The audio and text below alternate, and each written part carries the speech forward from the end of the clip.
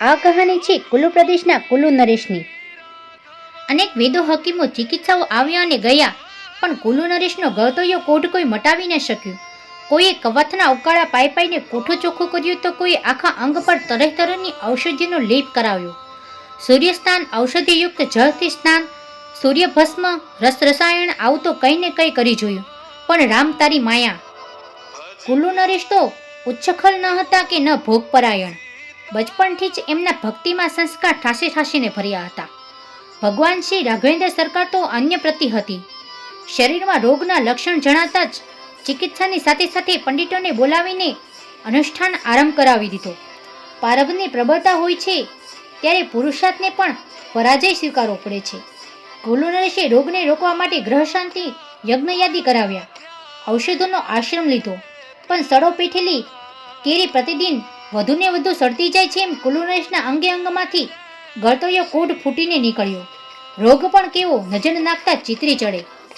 અસહ્ય દુર્ગંધ મારતા દેહ પ્રતિ નરેશને પણ મોહ ન રહ્યો હતો. મોટા ભાગે તેઓ એકાંતમાં ઓરડામાં જ રહે. દાસદાસીઓ અને અન્ય પ્રજાજનોને પણ આવવાની મનાઈ હતી. ઘણીવાર તો એ કહેતા કે હું આ રોગમાં સડપાયો છું, મારી સેવા ચાકરી કરવાની શા માટે હું દાસદાસીઓને રોગના કુંડમાં ધકેલું? પૂર્વજન્મના પાપની હું સજા ભોગવું એમાં મારું જ પરણ શ્રેય છે. રોગની શરૂઆતથી એમની પત્ની ચરણવંદના કરવા આવી હતી. દૂરથી જ એને નરેશે એને આવતા અટકાવીને કહ્યું, હવે અહીં સુધી આવશો નહીં. ચરણવંદના કરવી હોય તો દૂરથી જ કરો. દેવ, આવો ભયાનક રોગ આપને કેવું? દેવી, પૂર્વજન્મના પાપ કર્મો એક યા બીજી રીતે માનવે ભોગવો છૂટકો જ છે. ભયંકર રોગે મારા શરીરને ઘેલ્યો છે. એ જાણીને મને દુઃખ નથી, પરંતુ દુઃખ તો એ વાતનું છે કે આ રોગિષ્ઠ દેહને લીધે કોઈ સંત પુરુષનો સંગ નહીં થાય, મારાથી કોઈ સંતને ચરણને માથું નહીં મુકાય. આ રોગિષ્ઠ દેહને લઈને મારાથી તીર્થયાત્રા પણ નહીં થાય, દેવી દર્શન પણ નહીં થાય. આટલું બોલતા બોલતા તો નરેશનો કંઠ ગદગદ થઈ ગયો. થોડીવાર થોભીને નરેશ બોલ્યા કે દેવી, આપ સારી રીતે જાણો છો કે આ સ્પર્શ માત્રથી જ આ રોગ એકદમ ફેલાય છે. હું કેવો ભાગ્યહીન છું કે યુવા અવસ્થામાં જ આ રોગે મને ઘેર્યો. નથી મેં કોઈ તીર્થયાત્રા કરી કે મેં નથી તીર્થ સ્નાન કર્યું. દેવી, બીજું તો કંઈ નહીં, કોઈ પણ મંદિરમાં પ્રવેશવાનો પણ હવે મને અધિકાર રહ્યો નથી. અરે, આ દુનિયા મારાથી દૂર થઈ ગઈ. પતિત પાવન પ્રભુ પણ મારાથી રૂઠ્યા કે શું? નરેશની આ વ્યથા રાજપુરોહિત પાસે રજૂ કરતા મહારાણીએ કહ્યું, ગમે તેમ કરો પણ નરેશને ઈચ્છા સંતોષાય, તીર્થ સ્નાન કર્યાના સંતોષ સાથે એમનો રોગ જાય એવું કંઈક કરો. રાજપુરોહિતે ખૂબ વિચારીને અંતે કહ્યું, મહારાણી બા, આપણા કુંતા ક્ષેત્રમાં વ્યાસ પાર્વતીની જળધારાઓ વહી રહી છે. આ તો મહેશ્વરની ક્રીડાભૂમિ છે. આ જ સ્થળે પાંડવોએ નિવાસ કર્યો હતો. અહીં અર્જુને તપ કરીને પિનાકપણીને સંતુષ્ટ કર્યા હતા. ભગવાન ભોળાનાથે અર્જુન પર કૃપા કરવા માટે જ અહીં કિરાત વેશમાં વિચરણ કર્યું હતું. એટલે આ મહાતીર્થને જ વળી મણિકર્ણના ક્ષેત્રમાં જ ગરમ પાણીનો ઝરો છે. એમાં સ્નાન કરવાથી નરેશનો રોગ જરૂર મટી જશે. તીર્થસ્નાનનું તીર્થસ્નાન અને ઉપચારનો ઉપચાર. મહારાણીએ રાજપુરોહિતને આ પ્રસ્તાવ નરેશ પાસે સમક્ષ રજૂ કર્યો. નરેશે સ્વીકારી લીધો. થોડાક દાસદાસીઓને લઈને નરેશ ઉપડ્યા. વ્યાસ પાર્વતીની સંગમમાં સ્નાન કરીને દસગા ઉપર મણિકર્ણ ક્ષેત્રમાં પડાવ નાખ્યો. એ વખતે ત્યાં વસ્તીનું નામો નિશાન ન હતું. આ ક્ષેત્રમાં આવીને નરેશે પોતાની વ્યથા વિસ્તરી ગયા. તેઓ ચમકતા શ્વેતવર્ણવાળા શિખરોને પ્રણિપાત કરતા, મણિકર્ણમાં ઉષ્કણોમાં સ્નાન કરતા અને પ્રેમમસ્ત બનીને કીર્તન કરવા લાગી જતા. એમની શિબિરમાંથી સદાય એક જ સ્વર સાંભળવા મળતો, શ્રીરામ જય રામ જય જય રામ, શ્રીરામ જય રામ જય જય રામ. ખૂબ અગત્યનું કામ હોય તો જ દાસદાસીઓને કોકને બોલાવતા, બાકી તો એ ભલા અને એનું કામ ભલું. ગરમ જરા માટે સ્નાન કરતી વખતે પણ કોઈનું કામ નહીં. સ્નાન કરતાં કરતાં જાતે જ ઘા ધોઈ લેતા, વસ્ત્રો પણ જાતે ધોઈ લેતા. ભોજનની પણ કડાકોડી નહોતી રાખી. રાજ્યમાં હતા ત્યારે તો દૂધ ફળ વગેરે લેતા. અહીં આવ્યા પછી તો એ પણ ત્યાગી દીધું. અહીં માત્ર જંગલી કોબીનું શાક ને જંગલી ચોખા જ આરોગતા, એ પણ જાતે કરી લેતા. એ પણ જાતે જ કામ કરી લેતા. આસપાસના જંગલમાંથી જંગલી કોબીને ચોખા લાવીને ગરમ પાણીમાં બાફી લેતા અને જાતે જ આરોગી લેતા. સમય મળતા આસપાસના ક્ષેત્રમાં એકલા ફરવા નીકળી પડતા. જપતપના પ્રભાવથી એમનું હૃદય પ્રફુલ્લિત બની ગયું. ભલે એમનો દેહ રોગિષ્ઠ રહ્યો. સારા કુલુ પ્રદેશમાં વાયુવેગે વાત વહેતી થઈ ગઈ. નરેશ રાજધાનીમાં પાછા પધારે છે. નગરમાં આનંદ ફેલાઈ ગયો. રાજમહેલને સુંદર રીતે શણગારવામાં આવ્યો. સ્વાગતની તૈયારીઓ થવા લાગી. સૌ એક જ વાત પૂછતું હતું, નરેશે રોગમુક્ત થયા કે નહીં? ના ભાઈ, રોગ તો એવું ને એવું જ છે. ભલે રોગી તો રોગી, નરેશ નજર સામે રહે તોય બસ છે. સૌએ ઉમળકાર ભરી નરેશનું સ્વાગત કર્યું. મહેલમાં આવ્યા પછી નરેશે સૌ પ્રથમ રાજપુરોહિતને બોલાવ્યા અને દૂર બેઠા બેઠા કહ્યું, પુરોહિતજી, મણિકર્ણ તીર્થમાં મને એક દિવ્ય આદેશ મળ્યો છે. માનવું ન માનવું એ આપની મરજીની વાત છે. સંધ્યાનો સમય હતો. અવની પણ અંધકારમાં ઓળા ઉતરતા હતા. મણિકર્ણના ઉશ્કણોમાંથી વરાળો ગોટગોટા આકાશમાં ઊંચે ઊંચે ચડતા હતા. વરાળને કારણે સામું શું છે એ પણ સ્પષ્ટ દેખાતું ન હતું. એમાં સંધ્યાનો આછો અંધકાર ભળ્યો. બધું ધૂંધળું દેખાવા લાગ્યું. એવામાં બાજુમાં રહેલી પાર્વતીની ધારોમાં એક દિવ્ય મૂર્તિ પ્રગટ થઈ દેખાઈ.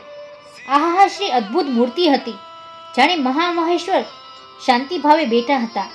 શરીરે ભસ્મ લેપન કર્યું હતું. માથે જટા હતી. મસ્તક પર બીજનો ચંદ્ર ચમકી રહ્યો હતો. અંકમાં પાર્વતી બાજુમાં બિરાજ્યા હતા. ઘડીમાં એ દેખાય અને ઘડીમાં એ અદૃશ્ય થઈ જાય.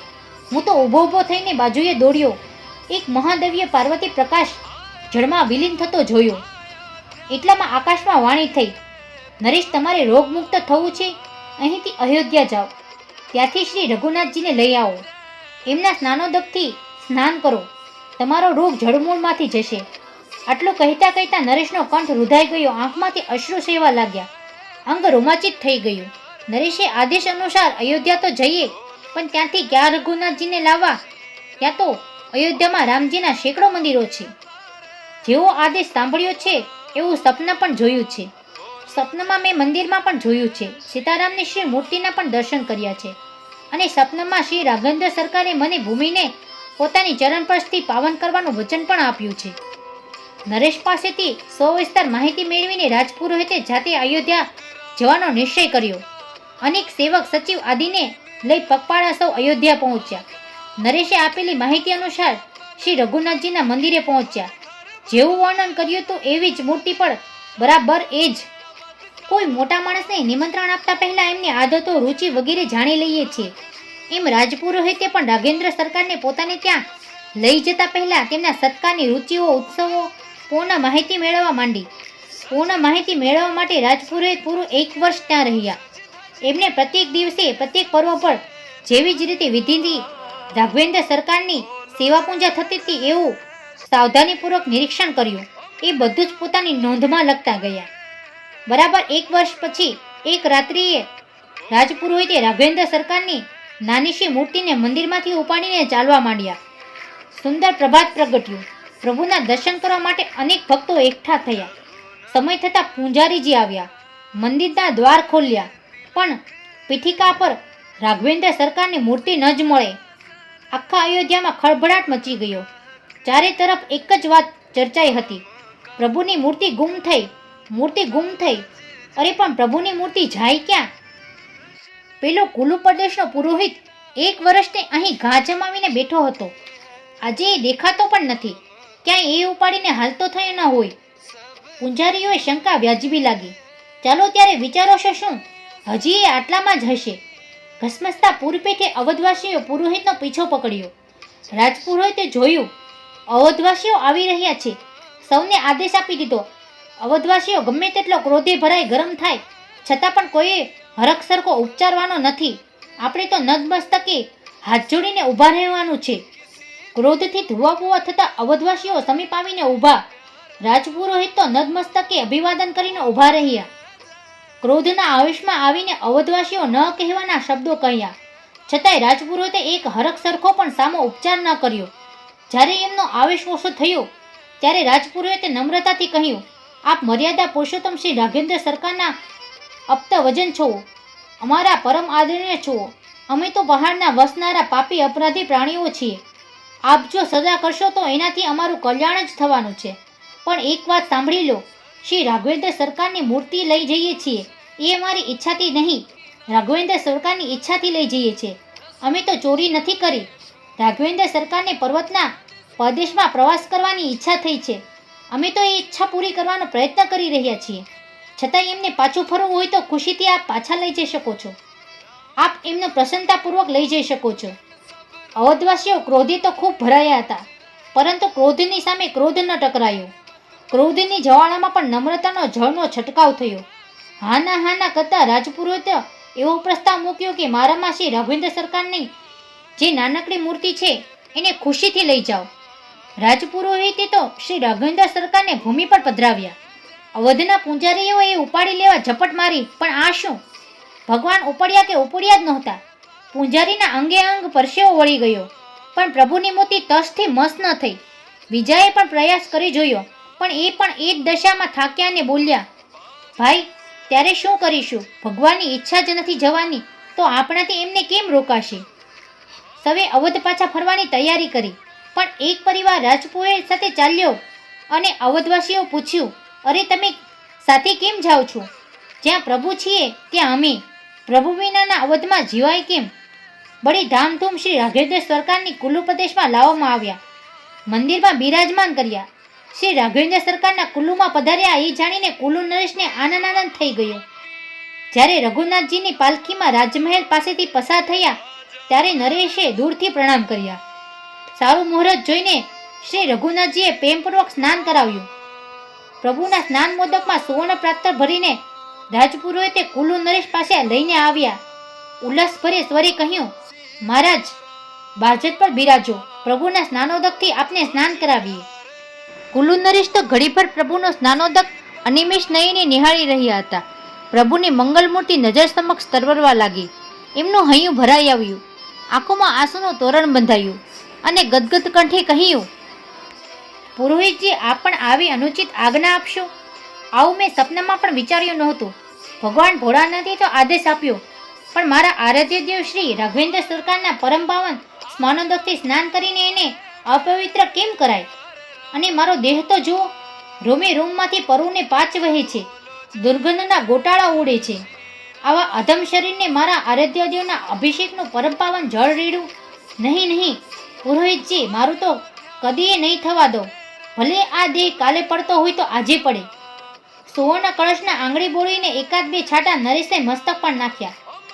સ્વસિત ઉપચારીને આગળથી ક્રિયા કરવા જાય છે ત્યાં તો નરેશ ઉપરના શબ્દો કહીને અટકાવી દીધા.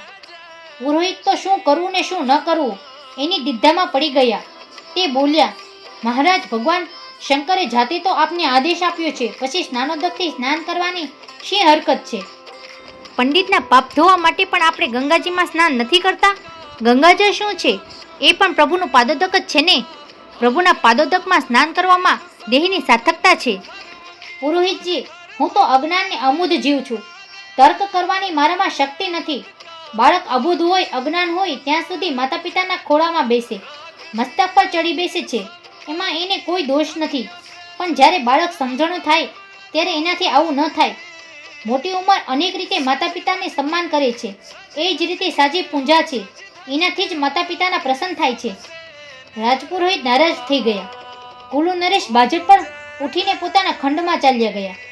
રાજપુરોહિતજી હજી દ્વાર સુધી પણ પહોંચ્યા નહોતા ત્યાં તો નરેશના ખંડમાંથી શ્રી રાઘવેન્દ્ર સરકારનો જય ધ્વનિ સંભળાયો. કુલ્લુ નરેશે જય જયકાર ધ્વનિ કરતા નાચવા માંડ્યા. એ અંગમાંથી રૂવે લોહી પાંચ નીતરતા હતા. ત્યાં નરિયો સ્નાન નીકળી રહ્યો હતો.